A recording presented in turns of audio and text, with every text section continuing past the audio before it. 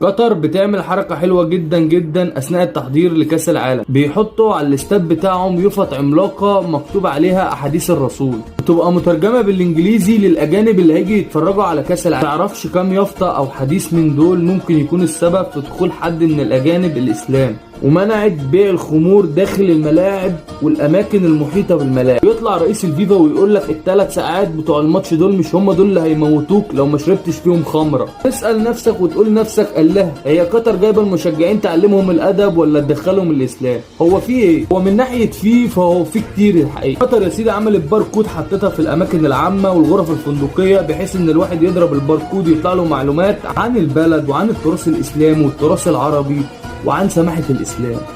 والله. وخد عندك بقى، غيروا كل المؤذنين اللي في المساجد وجابوا مؤذنين صوتهم جميل كده ورقيق، وجابوا سماعات وحوطوها بالاستادات كلها عشان اللعيبة تسمع صوت الأذان.